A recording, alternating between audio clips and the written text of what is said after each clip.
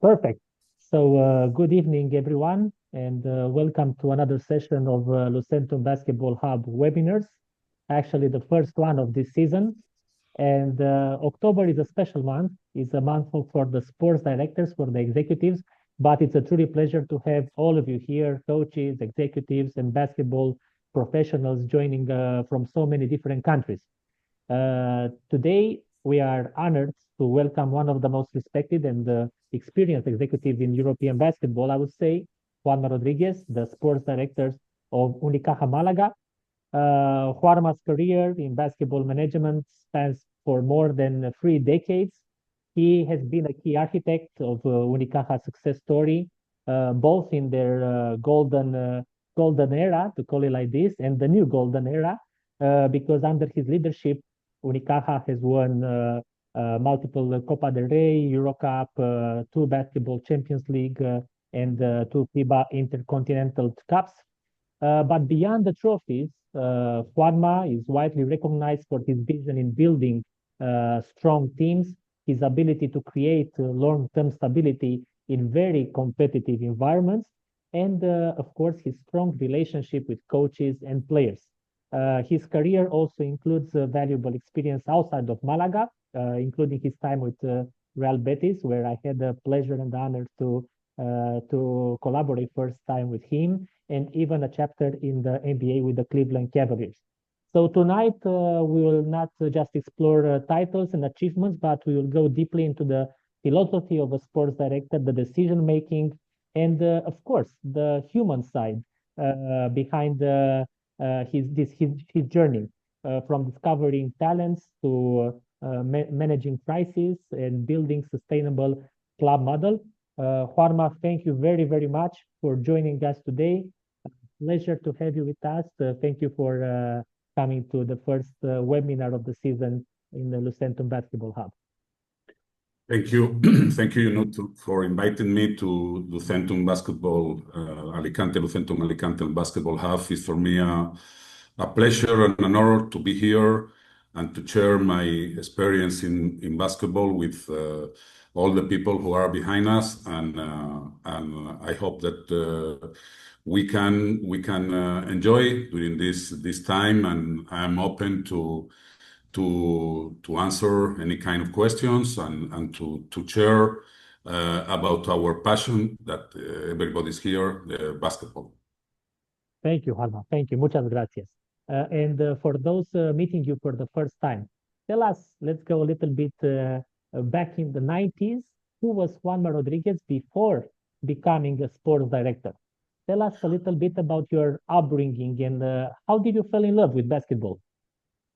Well, my first connection with basketball was in my school when I was 12 years old, San Stanislao de Cosca here in Malaga, and I started to play basketball as a player there, and I was a player there since 13 years old until I finished my studies there, 18, 19 years old. After that, I continued playing basketball there, and I was very lucky to have great teammates there, great coaches. Mostly of my teammates there in these ages are now my best friends in life. No, and after that, that was in San Stanislao, my school in Malaga. After that, I received a phone call from Javier Imbroda, who was the coach of Maristas School, who were in the second division in Spain. They were in a bad situation, and they signed me as a player for the last 3-4 months of the season. So, and I have here a funny history that I want to share now. When I arrived there, my third week there, the team was in a very bad situation with many losses in the bottom of the standings in the league. After a practice, there was really a veteran team, and after a practice, the captain of the team told me to have a meeting. okay, all the players in the locker room, no?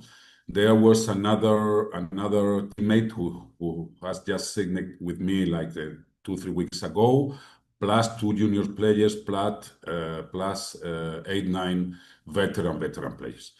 And the meeting was to decide if we could talk with the president to fire the coach, who was Javier Imbroda.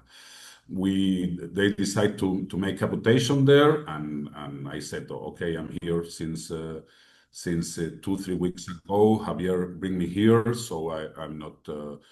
I want Javier to stay as coach." So there was the votation, and nothing happens because Javier continue until the end of the season. No, that's one of my first lessons there, that that you can fight in basketball toxic veterans or really example and very, very good veterans who can manage and handle a locker room. Like in my experience after in the years, I could find a lot of really, really good veterans.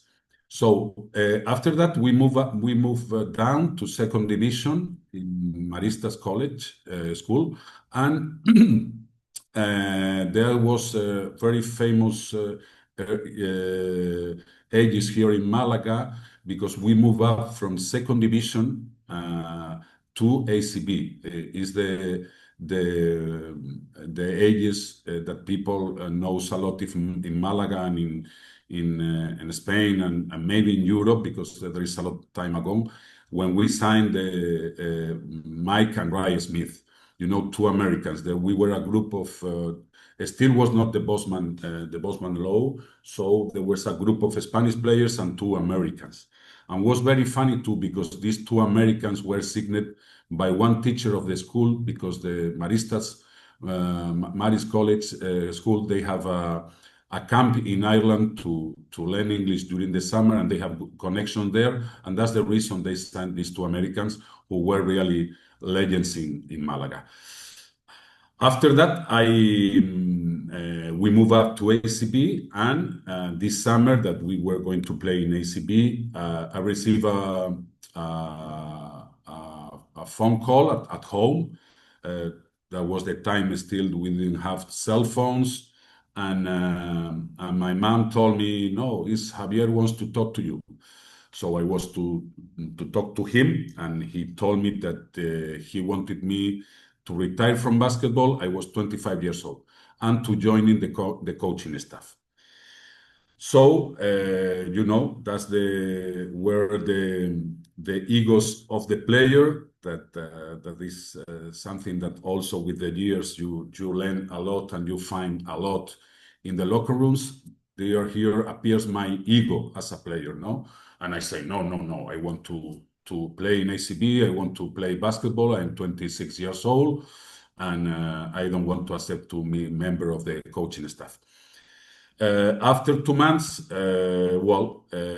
they again call me, Javier and Pedro Ramirez, the assistant coach. "No, you must join the coaching staff. You will be with us. You will coach the junior team. You will be our team manager plus coach that will help us."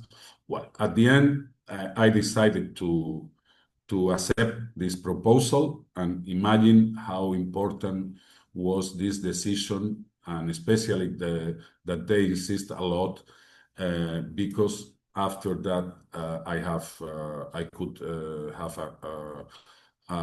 a good career in my passion that is basketball. No, so that's the more or less when I was a player and coach and member of a coaching staff before I became a sport director, no, in Unicaja Málaga. That was when in 1991 2 teams from Malaga, Marist School and Caja de Ronda, actually Unicaja, they joined as one club, and I also was part of this as member of the coaching staff of the first team during the first 2 years. And in 1994, I received a phone call from the meeting of boards of the Unicaja club, and they offered me the position of a sport director. That was a brief summary of my first steps in basketball.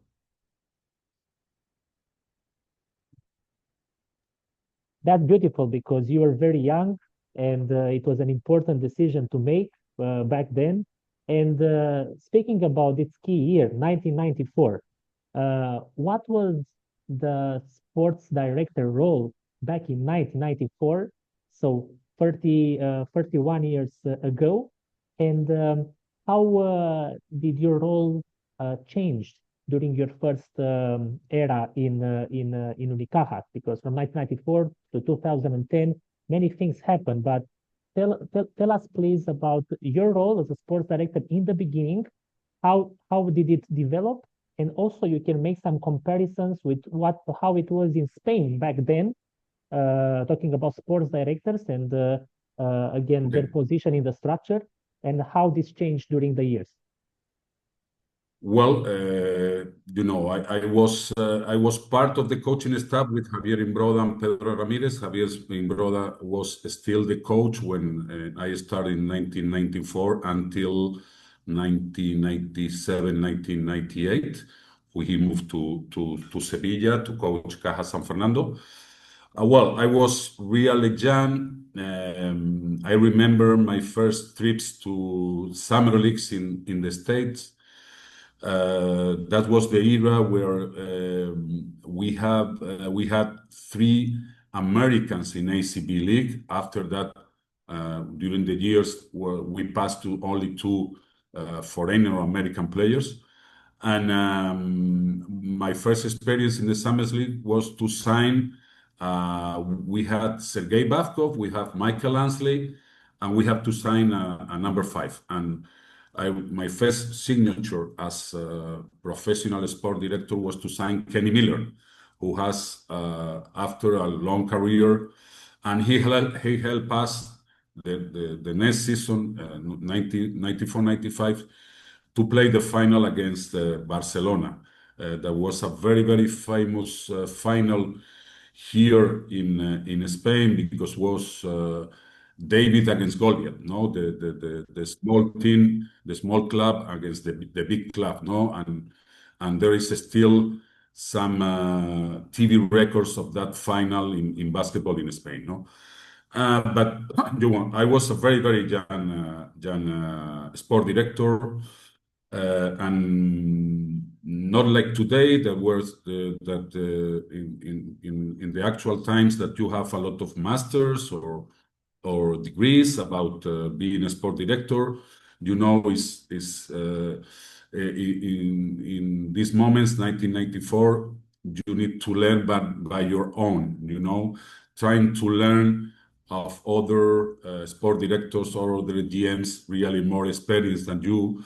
I remember a lot of trips to the States that I was asking a lot of questions to. I can say some names, but a lot of people help me, like Ramon Fernandez or Verdi Perez. I share a lot of trips with them, trying to learn from them because I was a really young sport director, and I wanted to learn about basketball, to learn how to sign a player, to learn how to manage a coach, to learn how to manage with the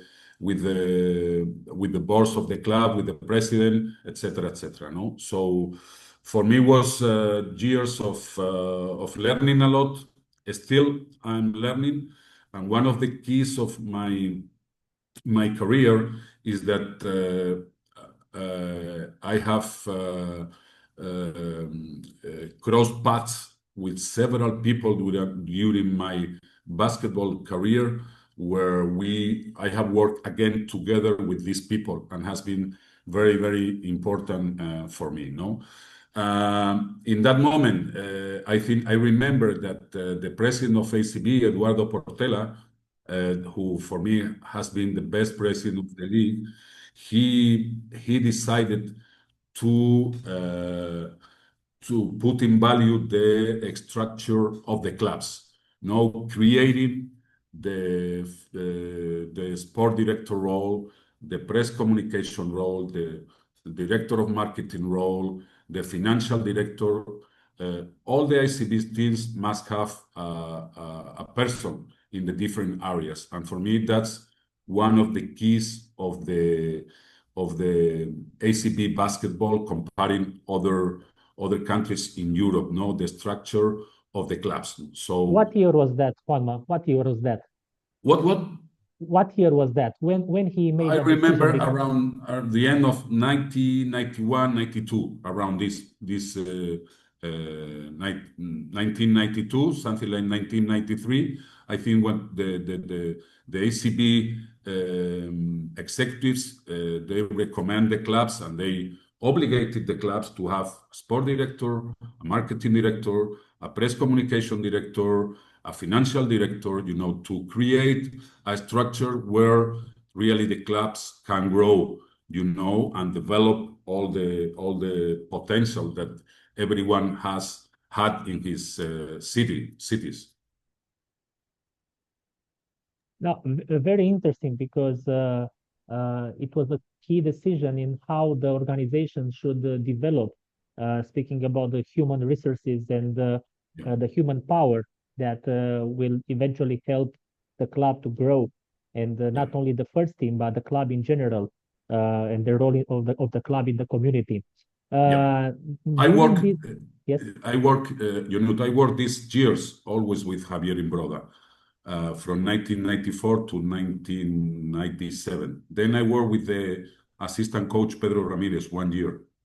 And then in Malaga, like has been during all history, the person or the figure of the president of the club has been one of the keys. President Angel Fernandez Noriega came and he really decided to invest a lot. And when we signed Bosidar Malkovic, and he was here like 3-4 years, we won the Korat Cup, we played the final of the Korat Cup, and was a big change, in the club direction to try to be in the best teams especially in Spain, and to play European competitions. No, it's clear to say that my role as a sport director with a coach of the so famous and so great coach like Bosidar Markovic was not the same that my role was years later, because he's type of old school coaches that he hear me, he has respect for me, but he has a lot of contacts around Europe, around NBA scouts, blah blah blah. So the final decisions of the signings, or the coach, in that case Malkovic, has was very important. He couldn't be sure that this young sport director can know more than other more experienced people all around Europe that he was asking. But our relation was very good, and he was the times that where we moved from the mythic Ciudad Jardín arena, where we played from 1991 until 2000. We moved to our actual arena, Martín Carpena. Was these dates. Was the inauguration of Martín Carpena. After that, Sergio Scariolo. Well, there was another coach, Paco Alonso, who was a coach from the Jaws teams, who take the team after 2 months. He decided to leave the teams, and was when Sergio Scariolo came here, and we have this exceptional, like you tell before, golden era, winning the league, the cup, and playing the Final Four in 2007. No, I want to stop you for a second because I want to talk a little bit about Coach Malkovic and his impact. Do you consider his signing that was a key decision in how the club evolved. Yeah. And watching the documentary that is also available on YouTube, Siempre te llevo conmigo, Yes. he's saying that you and the president visited him, and you brought a demo version about how of Martin Carpena Yes. and how the new arena will look, and basically you invited him to be a part of the future of the club, not only of the present. And I would like to ask you how important was also this move from Ciudad Jardín, the last game against Limoges, and then Yes. move to Martin Carpena and have Coach Malkovich as the architect of the first really powerful team of Unicaja. How the city embraced Coach Malkovich and that generation, and also the moving to a better facility that is Martin Carpena. Yes, because for me, like I told you, the key was first the president, Angel Fernandez. I remember he told me, "I want to sign the best coach in Europe. We need to be a better club. We need to grow as club, as team."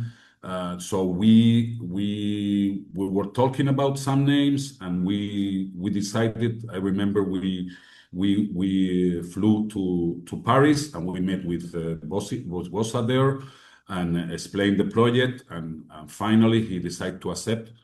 And that was very important because in 2 years we played one final of the Courage Cup that we lost against Limoges, and then we won the other one against Hemofarm Barça of Serbia. So that was very important because here, after this 94-95 played in Ciudad Jardín, that was full during all the season, plus the next seasons that were really sold out, all our tickets. We need a new arena, and that's impact. Playing two finals of European competition was one of the keys also to convince the authorities here in Malaga, the institutions, the whole, the Malaga province, the regional government, to build a new arena that was Martin Carpena. No, that was very, very important for the future of the club. No, and for me, the two key persons there were our president Angel Fernandez and Bosis Malkovich. Mhm. And you mentioned after that the arrival of Sergio Scariolo. And also it was very important, I believe, and you can tell us more, the moment when the EuroLeague decided that the top four teams will join the competition, and you eliminated Valencia in a game 5 in the quarterfinals. Was that a crucial moment for the club joining the most important European competition, and also setting the mark to be a top four Spanish club at that moment with Coach Scariolo? Yes, when Sergio Scariolo came, was really also a big change here, and especially this moment that you mentioned. And I remember, for all the sport directors, and I don't know if there is any coach behind, that we won that game 5 being 40 minutes in zone defense, was very, very risky, but we know everybody, Sergio, how he studied the teams, how he works, and we won that game being 40 minutes in zone defense. That's something that now looks like really strange, but was like that, no? And with Sergio, we have a great relation. I remember that I introduced him, her wife Blanca Ares, who was a really very, very famous former international player here in Spain. And I introduced them because Blanca was one of the commentators of the TV channel that broadcast our games. And in a game here in Malaga, I introduced both. Before a game, he was before with coach with Baskonia team, Tau Cenamica in that time. And with Sergio, you know, I learned the different way of how a coach works. He is really a hard worker, being at the arena at 8, leaving at 9 in the night, demanding a lot of work to the coaching staff, and he really changed some aspect of our work here by the vision of the coach. He has here a successful career, and he's still a legend here in Malaga, winning the league, winning the cup, and playing the Final Four in Athens in 2007. That was a special year, 2005, because you are still underdogs. This is a little bit different because now in 2025, 20 years later, everybody expects Unicaja to win. But in 2005, you won Copa del Rey for the first time, being Yes. The 8th seed. So you were the last team who qualified for the tournament. It was better to be the underdog, or it's tougher when you are like let's say the team who's supposed to win a competition. It was how it was that feeling back then in 2005 when you were ready to win a trophy that basically changed the entire picture for Unicaja and sent the Well, message to the entire to the entire league. yeah, you know, I remember that 2 games before the final of the first round to qualify for the Kings Cup, that you know that in Spain at the end of the first round, the best 8 teams qualify for the Kings Cup. Two games before we were out and we qualified in the last game, you know, and not only because we won the game, because the other results were good for us, you know. And but I remember of that Copa del Rey, Kings Cup, that also the way you have there is very the games you have there and the rivals are very important. I remember was Lucentum Alicante, was Valencia, and was Real Madrid in the final, no? So I remember that we during the 3 days of competition we were improving, and we can beat in the final Real Madrid, who was coached by Bosidar Malkovic, no? And I remember the cup that we won in 2023, that our schedule was Barcelona, Real Madrid, and Tenerife, no? And Tenerife, somebody can say, well, it's not a big rival for the final, but you know, everybody now in basketball know how Tenerife has been working these years. For me, they are making an exceptional job with the same coach, with the same management, and mostly with the same roster, you know.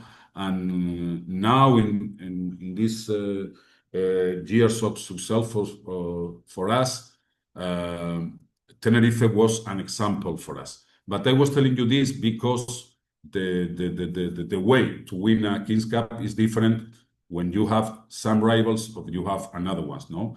So Sergio, in that moment, he prepared very well the team, especially in mental and in psychology terms, and we won the first national title for the club. That was very, very important. Again, a key person who is related to this great performance was Jorge Garbajosa, and Yes. probably it was there were many teams fighting for him, and you won the lottery by being also creative and going to the baptize of his niece with a toy when he's supposed to meet you in Malaga, and he couldn't come, so you made a step forward to him, and you surprised him. And there was also a story that Coach Cariolos told him that Sabonis might come to Unicaja, that he remembered after that. How was signing a player who, for many of Unicaja's fans, is maybe the most important player in Unicaja history? Yeah, Jorge, for me has been he's one of the legends here, and he was here, I think, I don't remember, 3, 4 years, but Jorge is not only was an exceptional player, was an exceptional person. I remember I was in the under 22 tournament in Mallorca, Iceland, and I take a flight from Mallorca to Madrid and then Madrid to Bilbao to meet Jorge personally.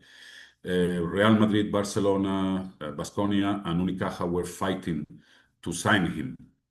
And we have a conversation. I was like 1 hour at the airport, and then I moved back to Mallorca, Iceland. And we have a conversation because the offer more or less was the same of all the clubs, but he need to ask me some questions. I remember one of his nephews already has born. We have a present for his nephew, and all the questions about that Jorge made to me about the club were more about the personal situation, not the club structure, not the club ambition. Was more about the persons who were willing to work with him, the people, and that means how Jorge, after impacting Malaga, the connection he had in Malaga, because was an excellent person that really connect with our fans, and that being only 3, 4 years of his career here in Malaga, but he felt part of this city, part of this club, and that means a lot in the Jorge's side as person. No, and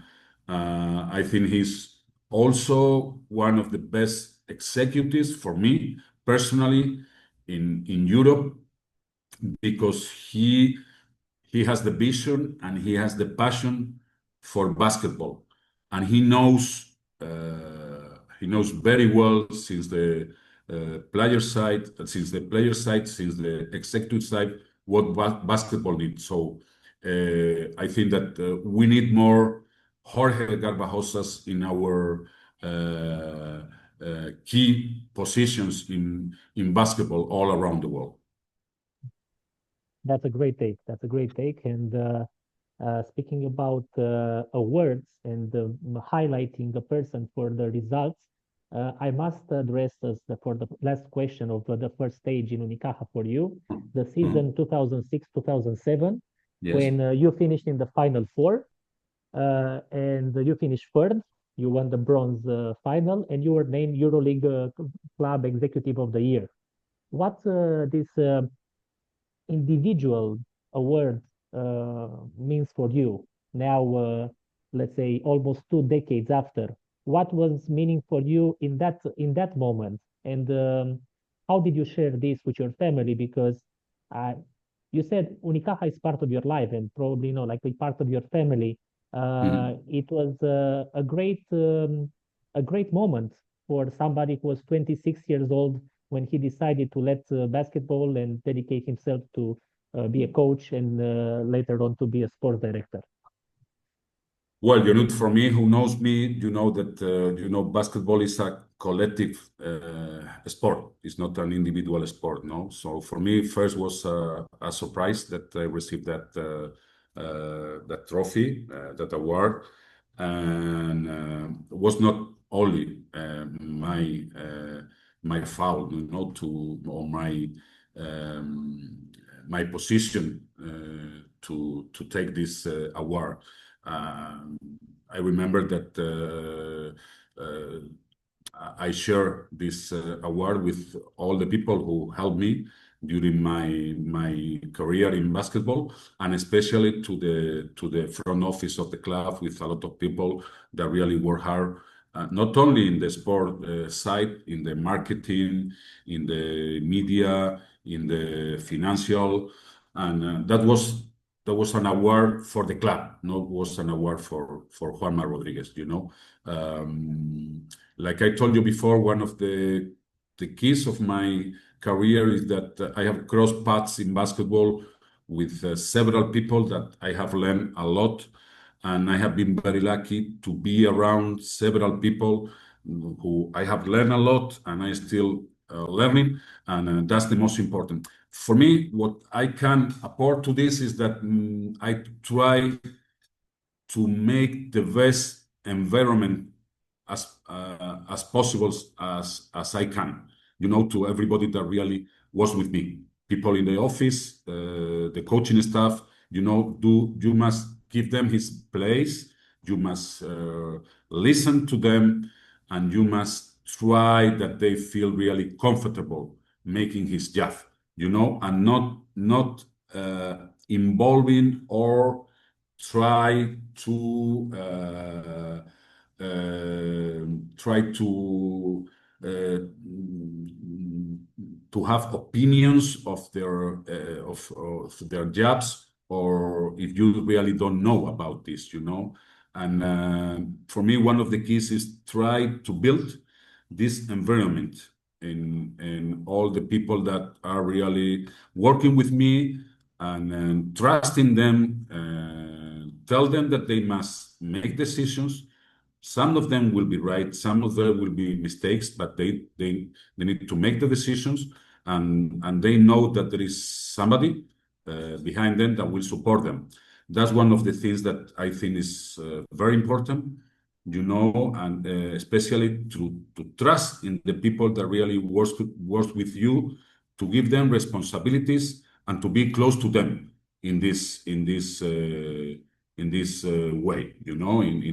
these moments, to be with them, and to listen, and especially I'm trying still to do that, to learn from them, because that's something very, very, very important, and this award was, I think, very good for the club.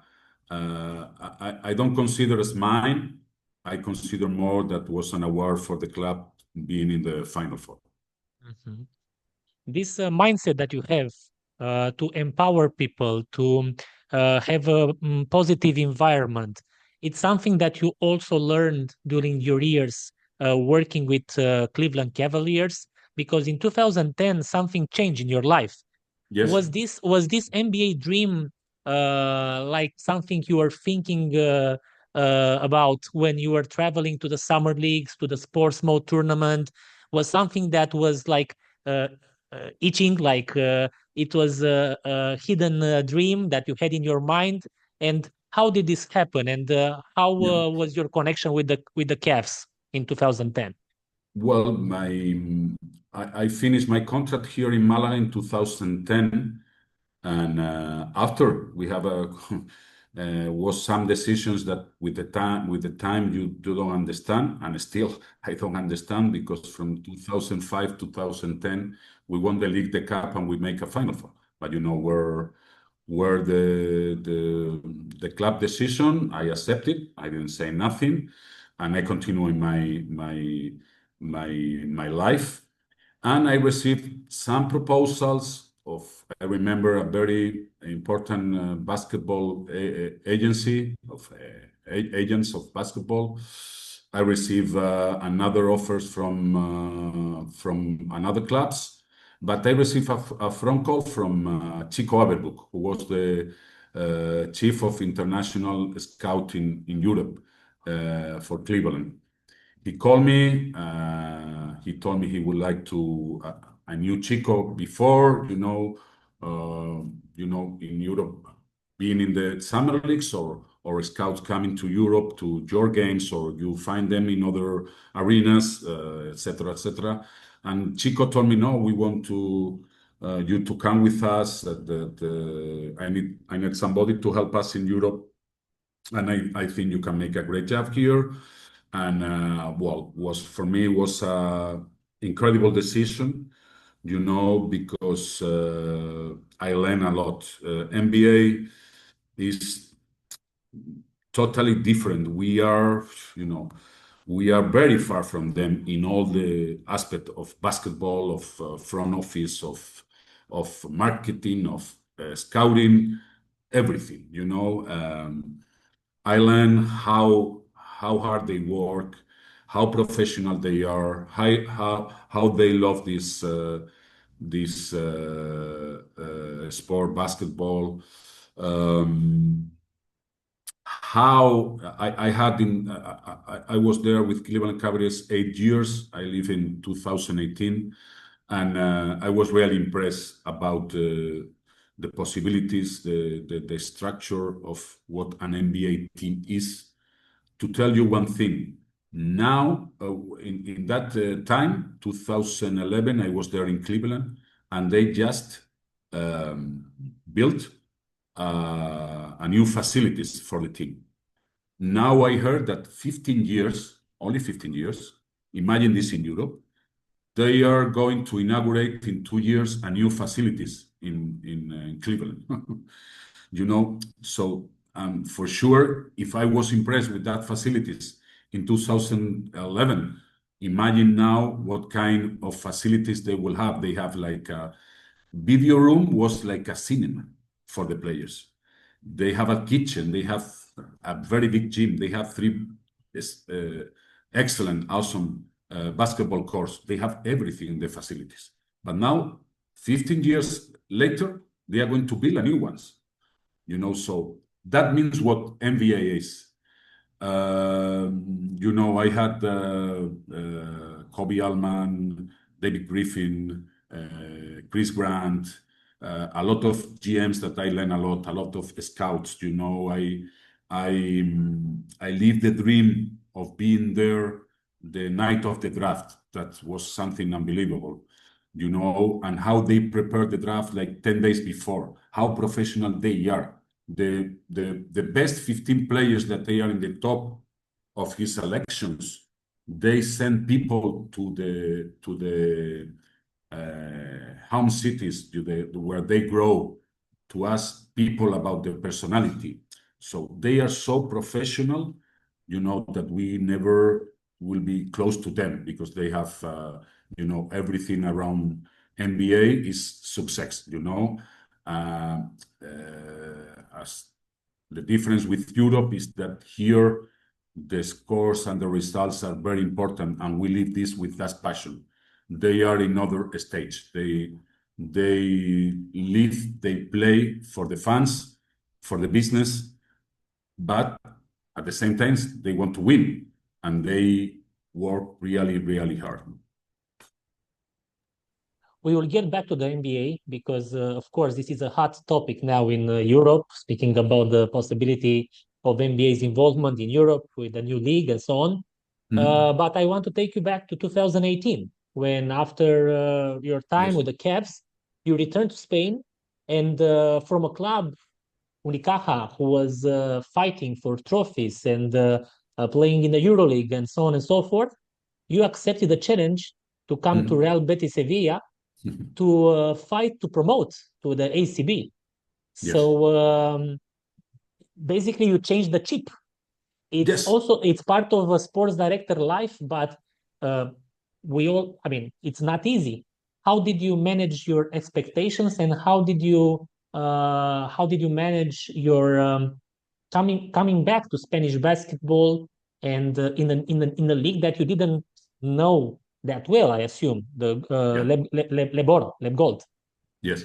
Well, in that times 2010, 2018, I was sharing my job as a scout for Cleveland Cavaliers, working here in the Malaga province institution as sport director. Also, they both Cleveland and the Malaga province allow me to chair both jobs, so I have also a great experience of the public way of the manage the budgets and everything of a big administration, so that was also something very important in my life. But after 8 years, I need, the basketball and the passion of basketball called me again. And I received a phone call from Betis that, well, everybody knows that is a very, very famous football club here in Spain. I think the club with more supporters all around the world. Every place you go, there is a fan from Betis there. I mean about football, and they have a section of basketball. For me, these 3 years in Sevilla were awesome because, for me was time. My family stay here in Malaga. Is 2 hours Malaga from Sevilla driving, but they stay here because my kids, they were finishing the high school, and my wife was working here, so I move along there, and we start to build the team in Lebgol, no, actually Primera FEB, no. And one of the good things that happened there is that when they joined me, they told me, we think that this is something that comes from the football, no? That I think the president of the football team told me, we want to improve basketball. I think that we want to improve the sports side. And what do you think about to have like an assistant or a person who could really come work with you? I remember that very well because I told them, okay, if we hire somebody, we will be in that side better than a lot of ACB teams, because normally in ACB team you have a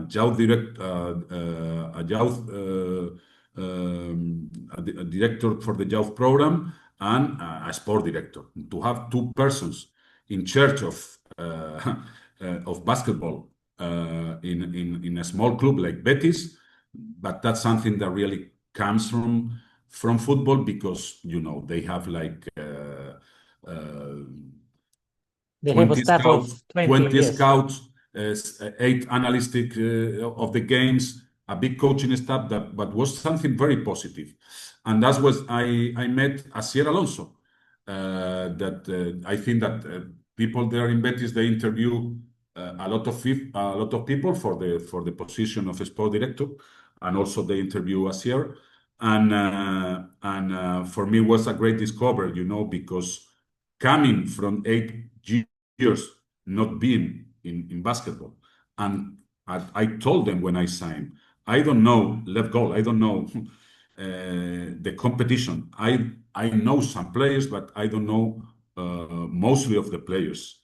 So for me, it was very important to work with Asier there these 3 years because he knew very well that, and he helped us a lot to build the roster with Coach Curro Segura, and there was 3 fantastic years there, moving to ACB with a record of 30 wins and 4 losses, and moving up directly in regular season and winning the cup during the season, the two trophies that we won in Sevilla in that year, and after to stay 2 more years in ACB. This is very difficult, and I have an additional question because staying in ACB, Yes. it was a big goal for Yeah. Betis and very difficult one. I mean, Yeah. to stay in the league, it's been more difficult season after season.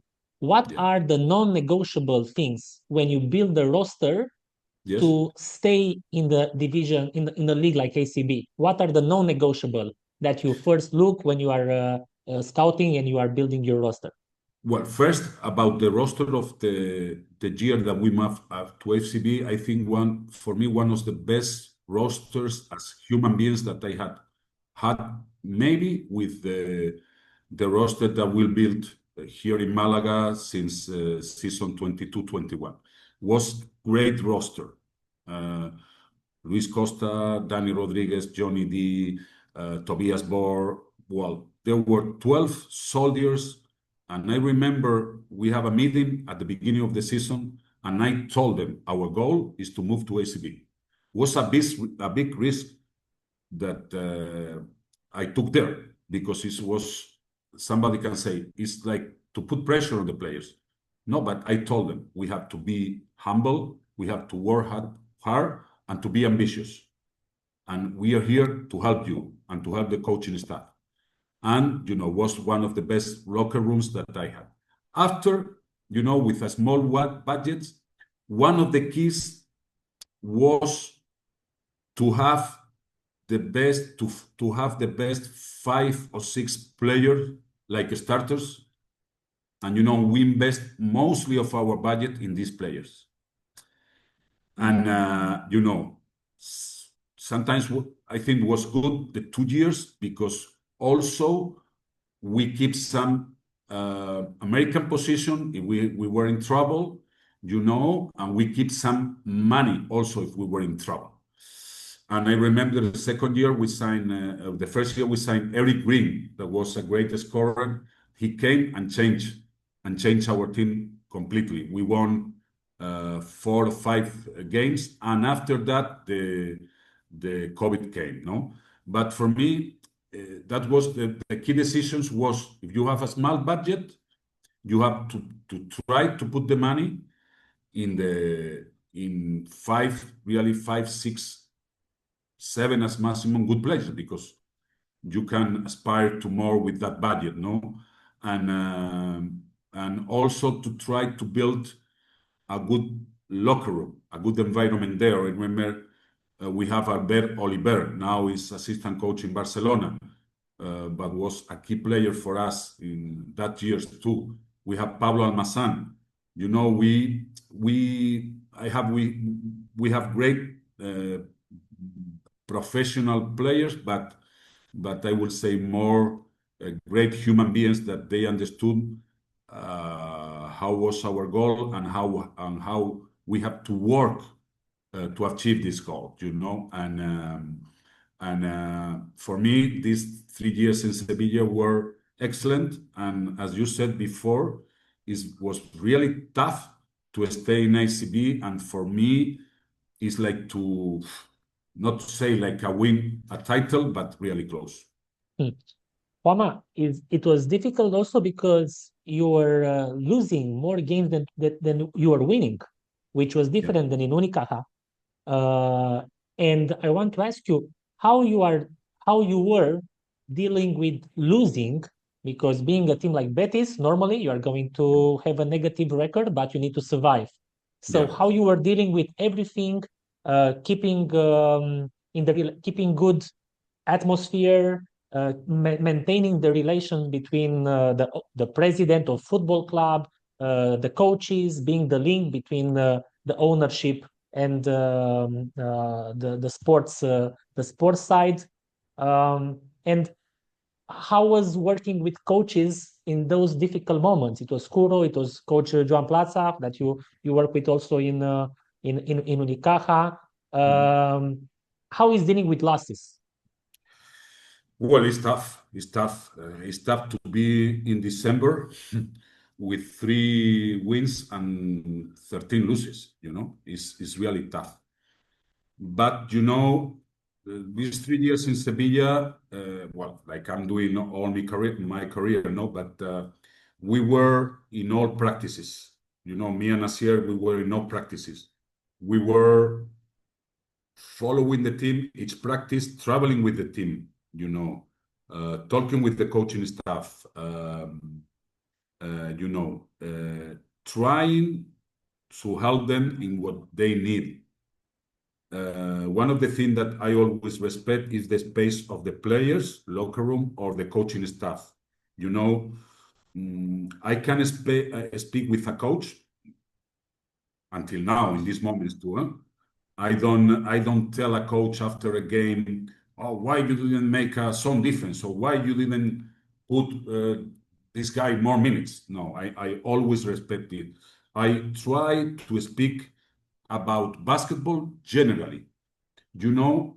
One thing that I learned also is that coaches, when they lose and you are continually losing, they have, instead of 2 years, they have 4. So is that your moment to help them, not to destroy them?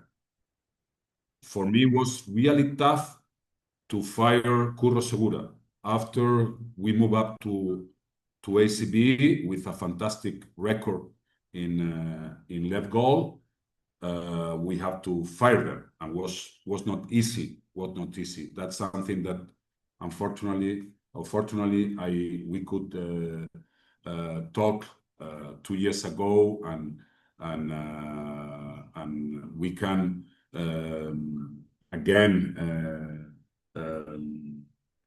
start our relation, because was a tough moment there, and for sure Curro didn't understand the situation, but we make the change, and we stay in ACB with Joan Plaza. No, that was the club goal, and always the club's goal, and the club must be over the persons, So that's something that I have learned too. I have a great relation with Curro, but I have to make a decision.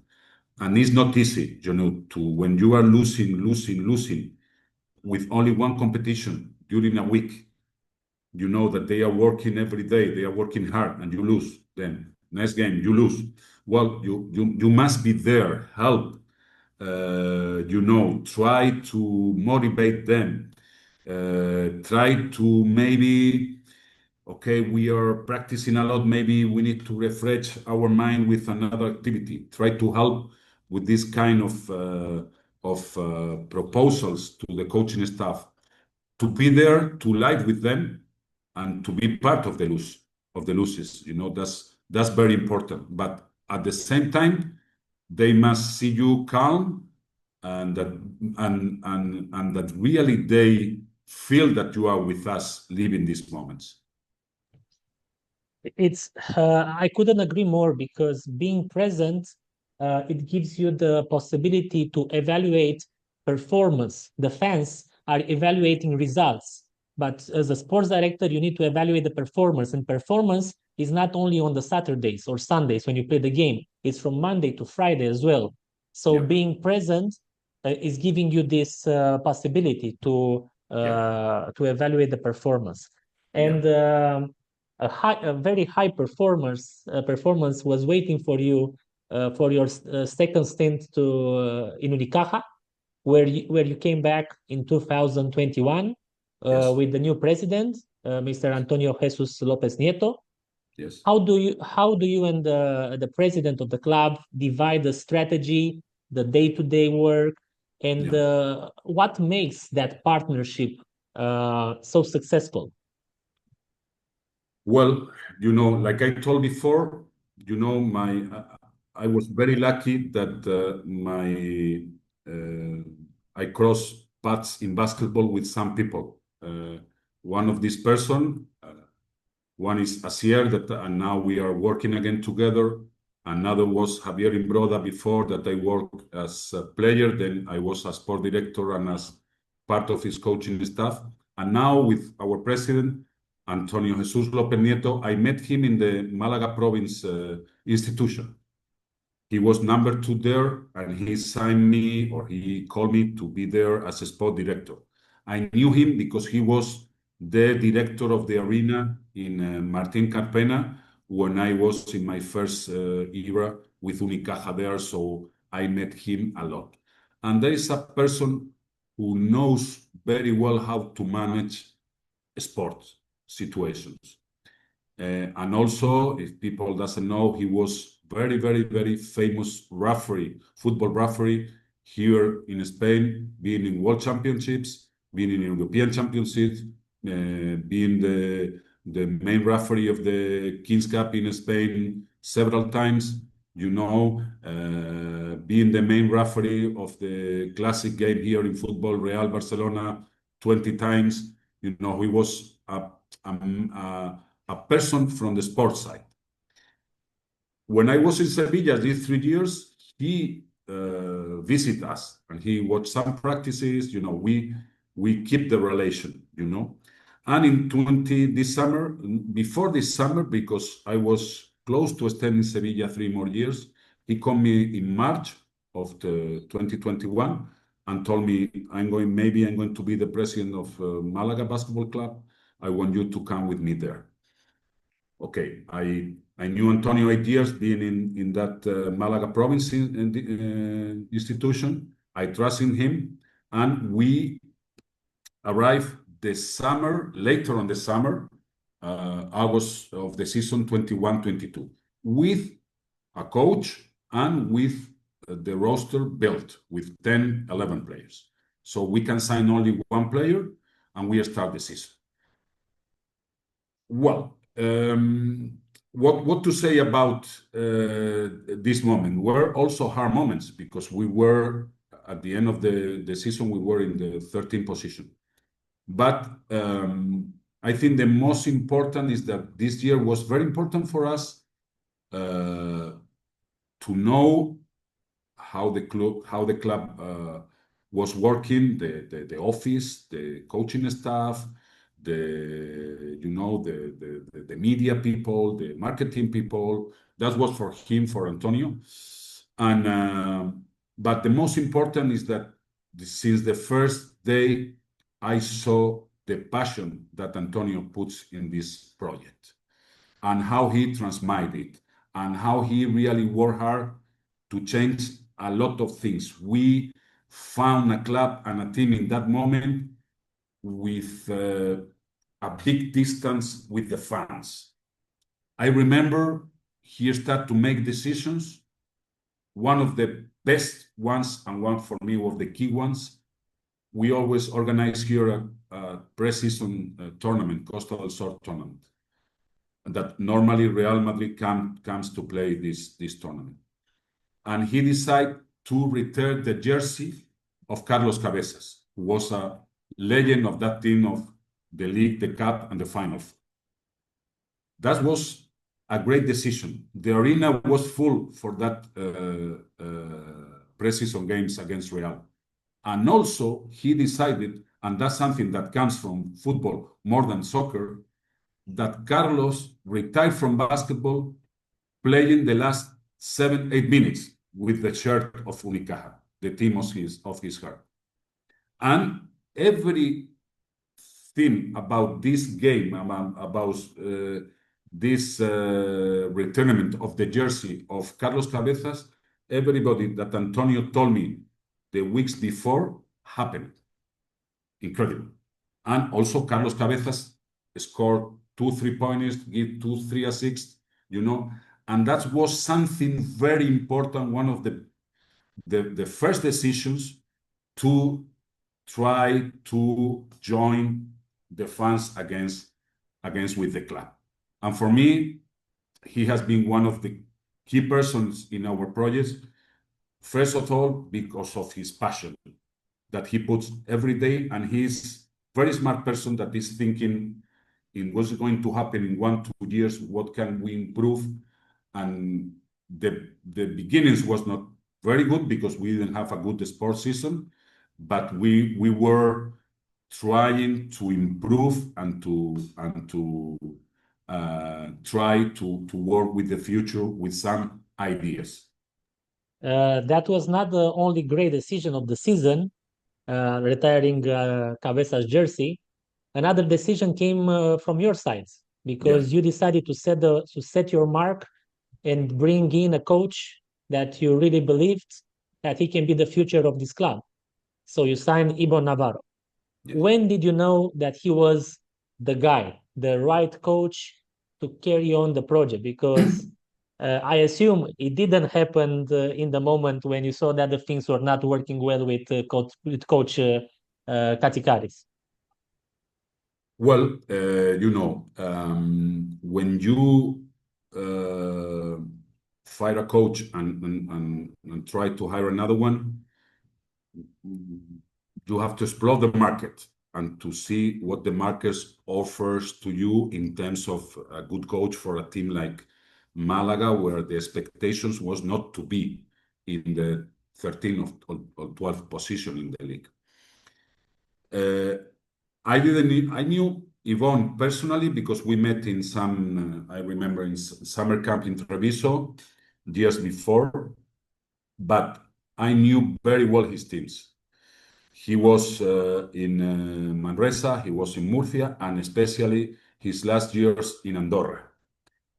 I like a lot the team of Andorra, how they play. Offensively, defensively, they play very dynamic, they play very aggressive, and they always, for me, the most important is that Andorra, with a small budget, always compete at a high level against big teams.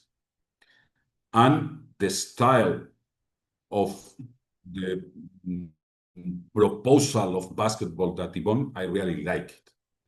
And in that moment, if I remember well, there were some names, and there was Yvonne Navarro. That has been, I think it was his fourth straight year in Andorra, and he was fired, losing.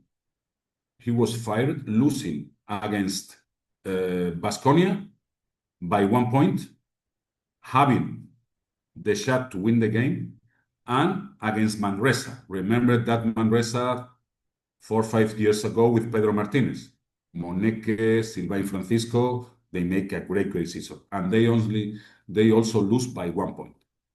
So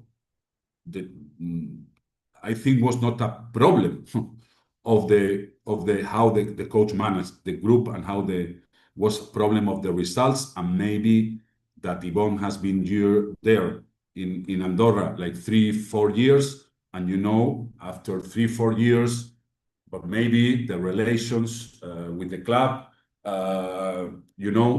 can decrease. I don't know, but I knew that we were going to sign a coach that we need to try to improve our situation here, with a locker room that was really in a very, very, very bad situation, desmotivated.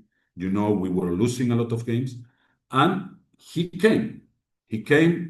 We changed. Absolutely, he changed the system. Another important thing that Coach Yvonne did was to join again our coaching staff that was a little bit separated. He worked really great there, and the team improved. We were close to beat Real Madrid. We lose by 1. We lose against Murcia by 1 with a final shot in the last second in that game, but we start to win. But what happened? That we had 9 players that they finished contract. So that's something that we knew that could happen.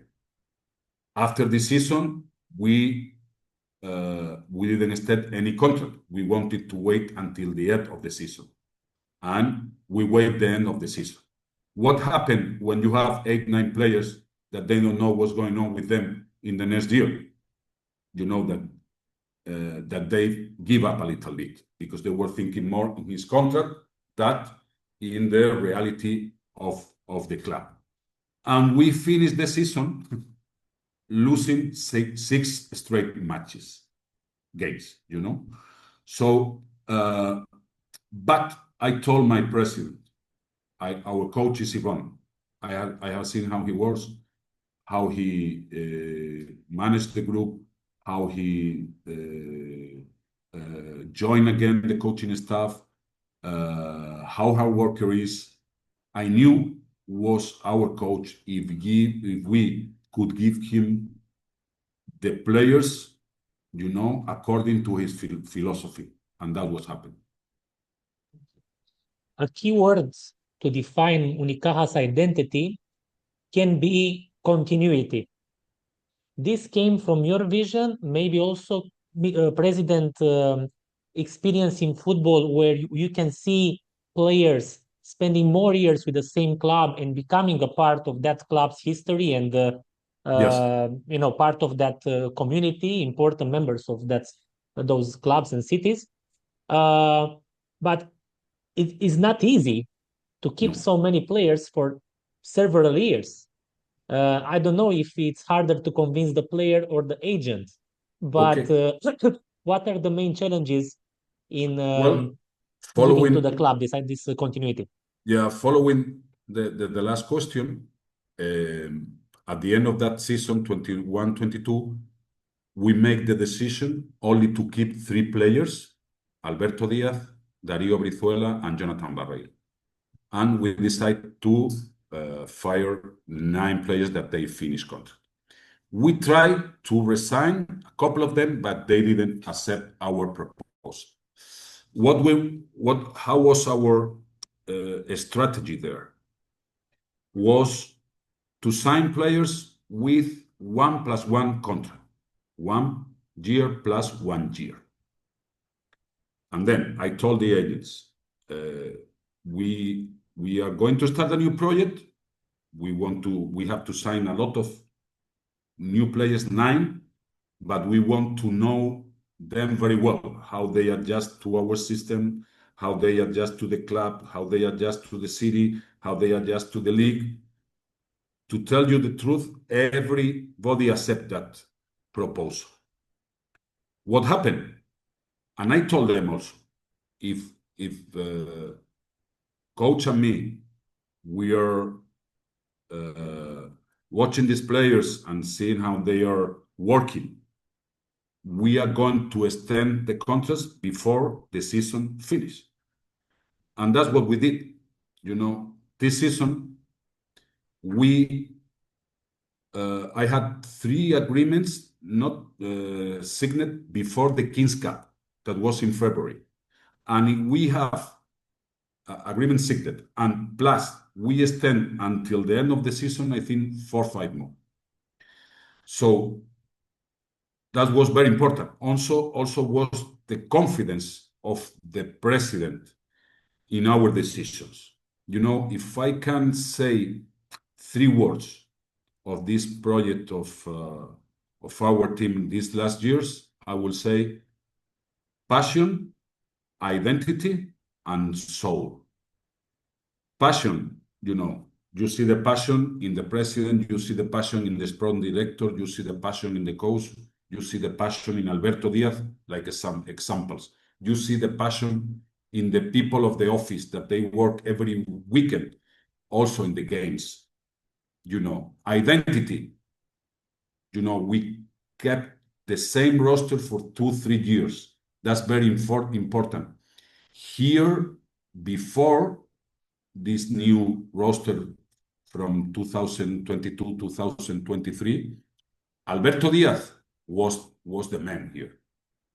With these years, there is a lot of players that have been playing here, like Kendrick Perry, Tyler Kalinowski, David Kravitz, or Tyson Carter, Dylan Osetkowski, that really connect very well with the fans, with the city, with everything here in Malaga. And so I think one of the biggest things I'm proud of is that we have, I think, something very, very difficult in professional sport right now, is that the players feel Malaga, the club, part of you, something that belongs to them. And that has been the reason of the success this year.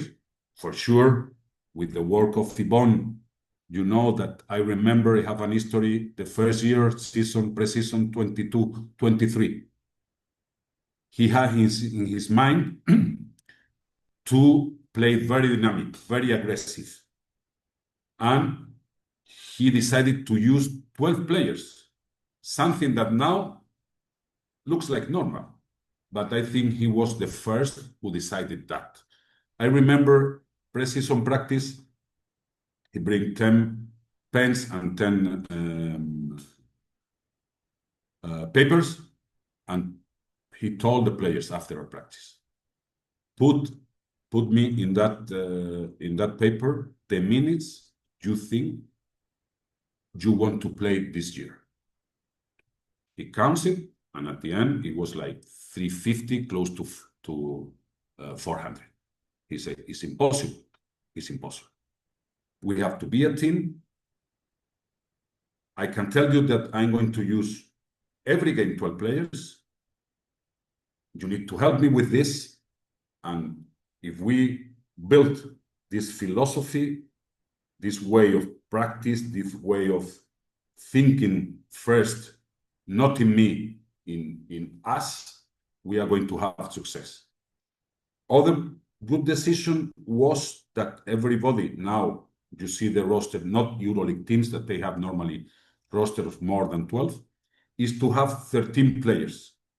We worked really hard this summer to build this roster, and we wanted to have a really versatile team in terms of positions. We have to add experience in our league. We have to add shooting. We have to add to improve, according to the team we have in 21-22, our size, And I think that we were very lucky also, I have to say. Normally, if you sign, 9 players, you can make some mistakes. But we signed these 9 players, and everybody was successful here. That's something that normally don't happen, From one year to another, you change from having pressure because of bad results on having pressure because of excellent results, and fans and city pushing you, okay, it's EuroLeague time, EuroLeague time. It happens to Unicaja. This emotion of the fan base, they want back to EuroLeague and so on. But it also happens to different clubs who are part of our hub, for example, who from FIBA EuroCup, they have success, they want to go to Champions League, or from Adria League or ENBL, they want to go to FIBA EuroCup. From a sports director perspective, working hand in hand with the president, when a decision to change your goals makes sense, and how do you evaluate setting your goals before the season starts, shutting down the noise and looking for what is more important for the club and more appropriate for the club's level? I think that I told you before in other question about this first decision of our president, the retirement of Cabeza's jersey. I think the second one that was very discussed here in Malaga was to decide to play BCL instead of EuroCup. That was where the club was playing in that years. Nobody understood that. Some of our fans too, the freaky, fans that wants EuroLeague and that like EuroLeague, they didn't understand that. But he told me we need to make step back to improve. Because at the end of the day, our fans, they want to win. They don't mind the competition. They want to win. And we need to make a step back to get impulse and to improve. And that's what we did. I remember we organized here qualifying round of the BCL. That's where we are start 2000 season 22-23. We start organizing here a qualifying round that we won, and we get the qualification to play the regular season. We start from the bottom because we didn't have good results in 2022 to play an European competition. For me, that was one of the best decisions and the key decisions that people watching how EuroLeague is developing, I think mostly of the fans now here in Malaga, they understood this decision and they agree with this decision. Why? Because you don't only have to think in the sports side. You need to think about the financial side, and we can compete according to our budget with EuroLeague teams. If you want to play EuroLeague, if you don't have charter flights, you are dead, especially in our ACB league, that is really Gran tough. Canaria example. Gran Canaria example. You know, Gran Canaria, you remember that year that they played EuroLeague, they were really close to go down. I remember that Pedro Martinez, they hired Pedro Martinez, and he got the qualification to stay in ACB, you know. So that's something that was also very important. We have normally in BCL games, that is Wednesday or Thursday, 8:30, winter time, football in TV. We are having 7,000 people. That's amazing, you know, because people wants to win and they are proud of his team, you know, and that decision for me was very important. How we manage now the expectations. Now everybody knows what happened this summer, that we lost, for me, 4 key players. Well, we have to manage this expectation. We have to try to make our fans understand that they can compare the players that leave the team last summer to the new guys that are now in our team. They have to compare them when we are starting to 22-23 season. You know, that's very important. You know, that we have to try to send this kind of message to people that now we are in a new process, in a new time of building a team, and try to we know how to do it. Maybe it will take for sure some time. And also, like I always say, we had success these past years. Okay, I kind of said, okay, you made a great job, but also because other teams with better budget than us, they didn't make a good job. So we have to be there, close, and if they don't make a good job, maybe we can beat them. But normally, EuroLeague teams like Valencia, Barcelona, Real, Baskonia, you know, they must be, you know, in the top 4 positions here in Spain. You must be ready and make a great job, being humble, working hard, and with ambition to be there and beat them. Mm-hmm. We are getting closer to the end of this webinar, but I would like to address a little bit the relationship between you and the coach, Ibon in this case. Okay. Give us an example of a recent healthy disagreements that you and Ibon had, and how did it improve the final decision that you eventually took as an organization? Maybe it was a player, maybe it was this with having 5 big guys. I remember his declaration, like his statement one year ago. Well, first of all, I have to say that it's very easy to work with Ibon. First, because he's a normal person.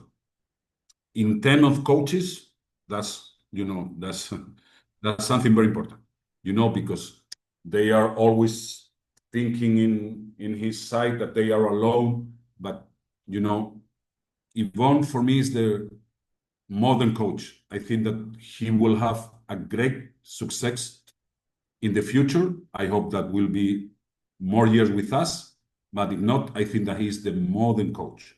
Why? Because he's really hard work. He's really smart, fast thinking. For me, he's very tactically and technically, he's in the top of the coaches in Europe. But the most important is that he really knows how to manage a group. And now, in modern basketball, for me, that is more important than the technical or tactical issues. And Ibon is a leader, has charisma. You know, players follow them. And Ibon, I think that players has learned a lot from Ibon. Last 3 seasons, and I think Yvonne has learned for this group this season. I remember a viral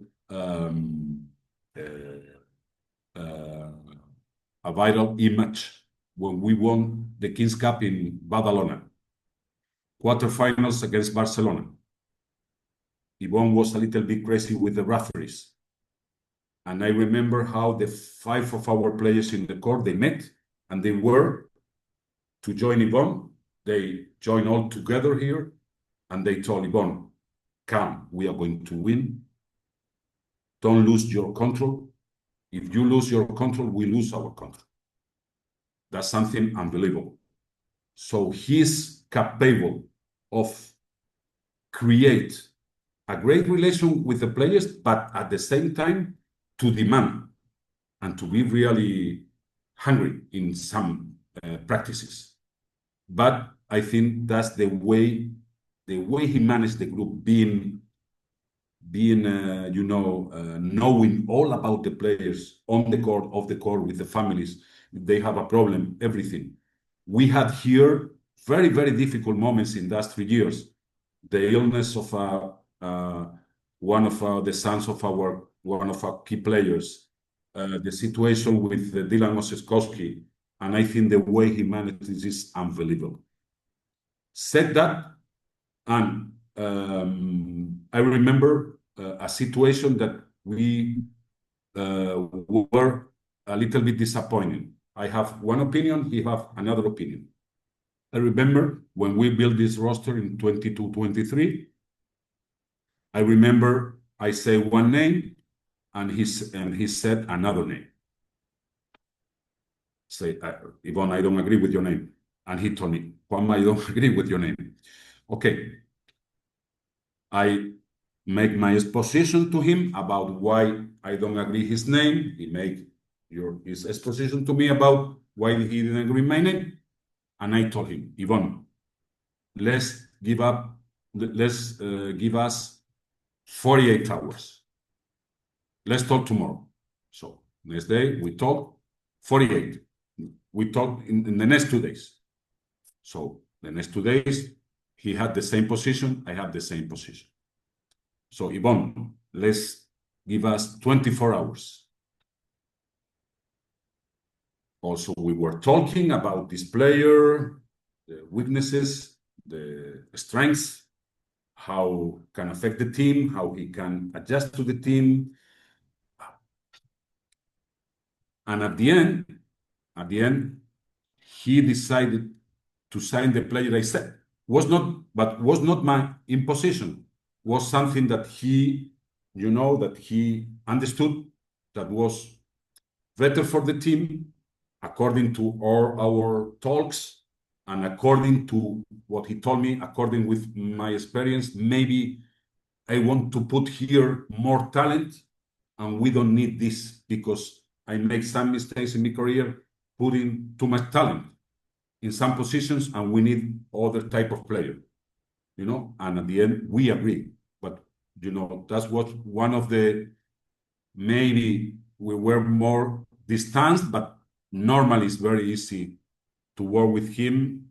I think that we like more or less the same type of basketball, and I'm very happy to work with Yvonne because I'm learning a lot from him, and especially I'm learning a lot in basketball terms, but also in human terms, how he managed the group and how close, and at the end, and also how close, and also how he demand the effort of the players, and because, like I told, he's a leader and he has a great charisma.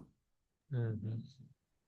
Thank you, Juanma. And now we are going to the quick hitters before we'll take 4 questions. And these quick hitters means short answers. Short answers, very precise, and it will be also fun. Let's say the most underrated staff role in a modern club and why? The most underrated. In our team, player or what? In the staff of a modern club. In the staff? Yes, a person that people maybe don't think it's very important, but in your perspective, it is very important, a position, a role. Well, according to my experience that years, the last 3, 4, 5 years, and I'm going to tell you really fast. I'm going to tell you why. For me, have been a great discover. Our strength coach, Marcos, is unbelievable. Only one injury, serious injury in 4 years. Players who came here with a lot of injuries, they never get injured. I think he's making a great job, and he is, for me, one of other of the keys of this success. Excellent. A policy or a rule that you would change tomorrow in BCL or ACB. You can choose ACB or BCL. Some rule or some policy that tomorrow, if you have the power, you change it. Well, I wouldn't not say of ACB or BCL. I will say that the schedule, the calendar of must be changed. Must be an agreement of all European sites, agents, executives, federations, clubs. We can have this crazy schedule for clubs and national teams. That's the main thing I will change. NBA Europe coming to our continent in 2027, according to the last reports. Tell us top 3 cities or club that NBA shouldn't miss to have in their competition. Well, first, I don't. Now we are saying 27. The other day I read 2028. So I think this is part of a strategy that nobody knows. But let's say that happens in 2, 3 years. Well, the vision of NBA is very different to the vision of EuroLeague teams. If you say, in terms of basketball, who must be there? I would say Spain, Greece, Turkey, Italy. But the vision of NBA is different. They want business. Maybe they say Paris, London, Berlin, or Rome. They are thinking in other side of basketball. We are maybe more thinking in the sports side. They have a global vision, so that's my opinion. The hardest call you've had to make since 2021, so in the second stage in Unicaja, that paid off later. So something that you decided and eventually it paid off, but it was difficult to make this decision at that moment. Well, it was difficult because I was sure about this. And that's the most important. When you make a decision, the first who must be with you is you, because you have to make the decision for sure. But there was a lot of noise when people said that Ivonne Navarro has not the level to be a coach of Unicaja, losing 6 extreme games, like I told before. But I have, I was really sure that was our coach, and I'm very happy that that this happened. Great. If we come to Malaga, where would you send us to have a great local meal, and what would you recommend us to eat? Well, you must go. I will say you must go to the Malaga port. That there is a lot of restaurants, a lot of nice views of our cathedral, of our castle. That's very nice walk to be there, to eat, to have a drink. But you have to visit the restaurant close to the sea that we call here chiringuitos. And you must taste the grilled sardines, especially from Malaga. Very, very nice. Or you must taste any kind of grilled fish done with the fire in a small boat outside of the restaurant. That's what I will recommend. Excellent. A player that you have a relationship almost father-son is? What? A player that you have a relationship with, almost like a father and son. Who is that player? Name a player. Well, I have a lot of players, for me to say a name will be non-acceptable, but You have many sons coming from basketball. yeah, well, now, if I have to say you something, what have been living these years, has been something that in your best dreams you could imagine that could happen. So for me, these 12, 13, 14 players we have had these 3 years will be always in my heart. You know why? Not only because we won 7 titles, that is unbelievable, awesome. Because with the work of everybody, we got that they feel that Malaga, the club, the city, are part of them, and that always they will remember in his life.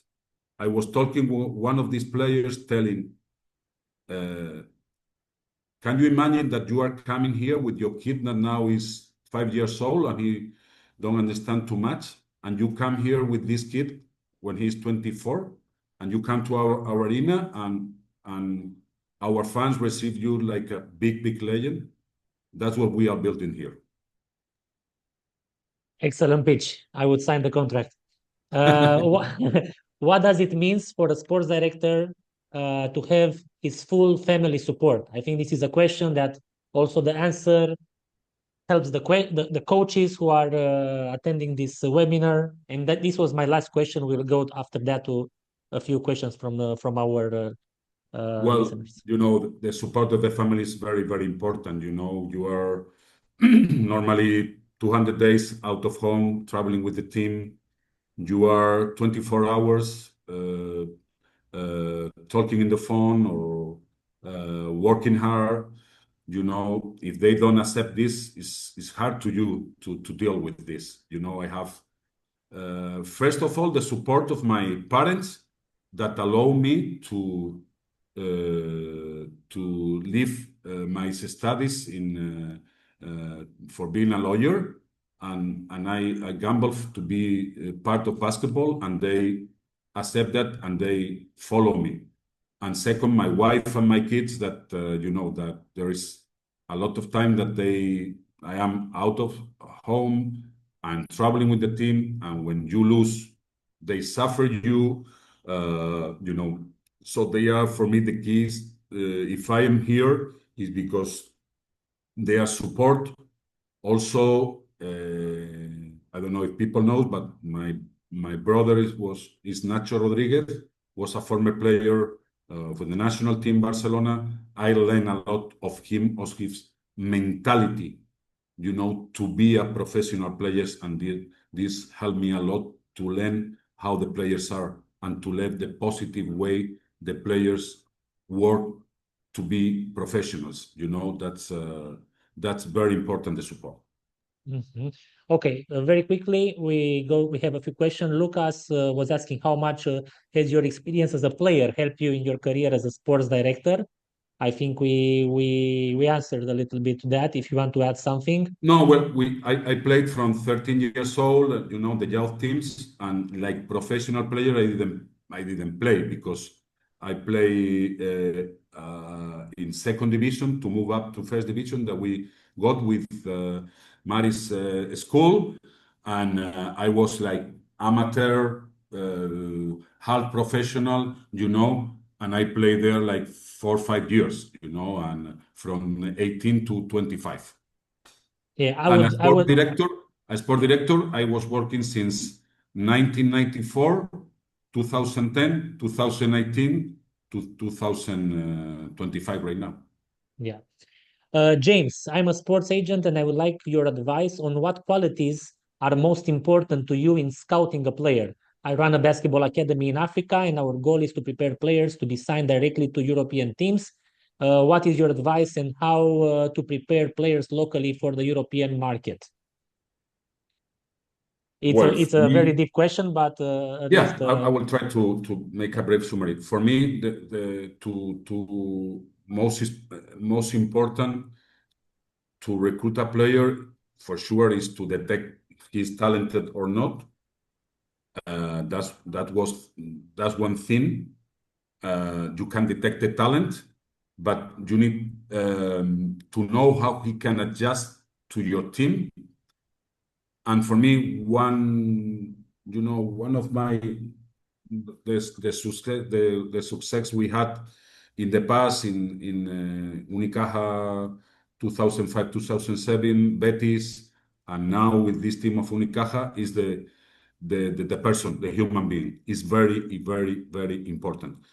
That you have, we insist a lot in this. To me and Coach Yvonne, we can call 13, 14 people about how is the person, to know everything about him on the court, off the court, especially, but former players, GMs, people around basketball, to know the best of this player as a person. That's very important for us. And for I think that